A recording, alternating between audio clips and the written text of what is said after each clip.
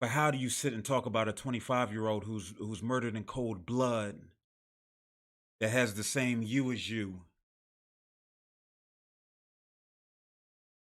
How do you not be angry? How can you not be sad? How can you not be fearful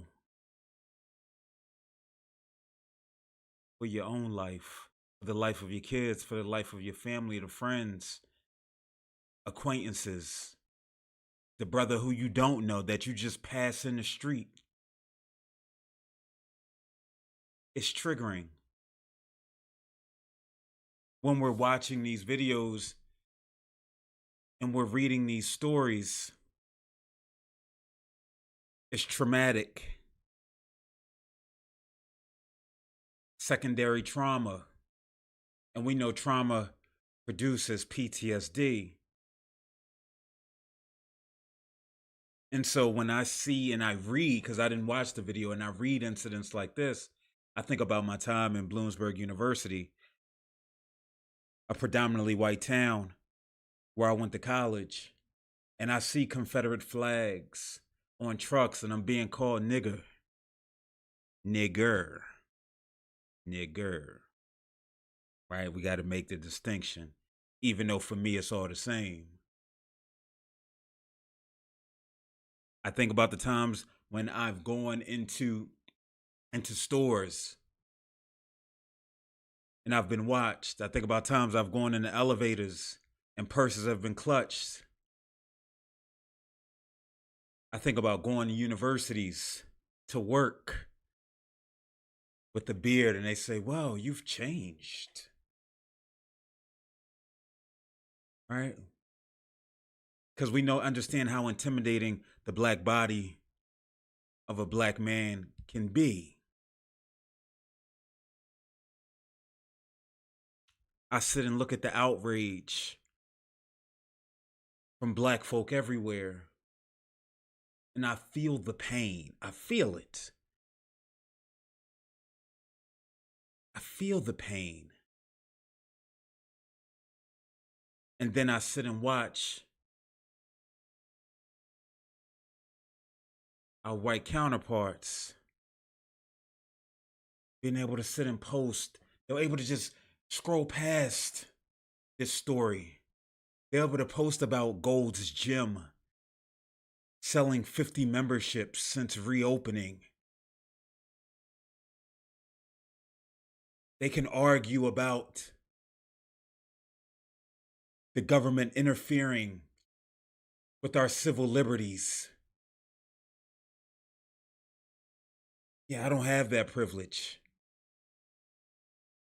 I don't have that privilege. I have to sit and I have to think about, all right, I feel sorry for this black family.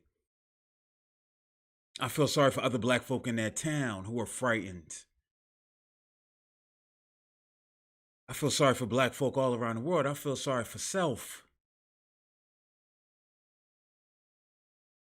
Because we now have to again and again and again navigate these emotions.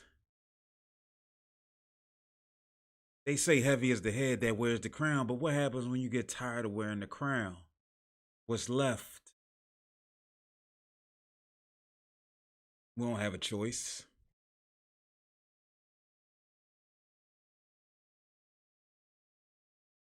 We don't have a choice.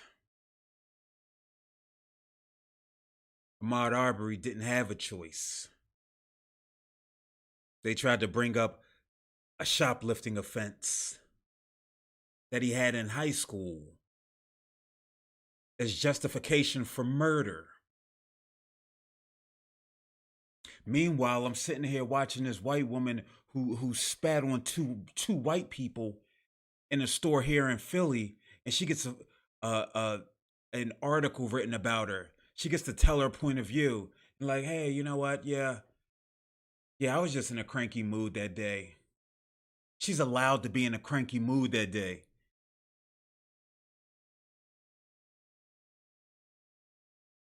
But yet we can't jog while black.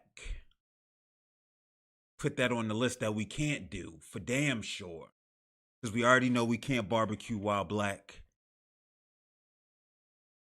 We already know we can't be at an Ivy League school while black. We know you can't be a professor at an Ivy League school and try to get into your home while black. Again, these are all traumas that so many of us feel the effects of. And so what we do is we store it. There's this book called The Body Keeps Count, and talks about how the trauma and the adverse situations and all those emotions, they go right here into the belly. They don't leave. Consciously, they may fall back into the subconscious, but they remain. So when a cop pulls up next to me, minding his own business, my body is keeping count from being 16 years of age and matching the description, or being 19 years of age in college and being falsely accused of retail theft, or being 22 years of age and being asked for my ID as I'm about to walk into my house. Yeah, all that anxiety, it comes up. And it might manifest itself in a way that's not necessarily conducive to maintaining our well-being. But damn, what you expect? You know, we make fun of Tyrese when he said, "What more do you want from me?" But what more do you want from us? We're not going back to Africa.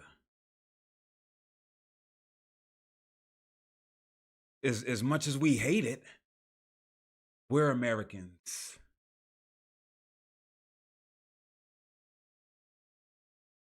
We have more civic pride. You have to if you're going to endure and continue to remain.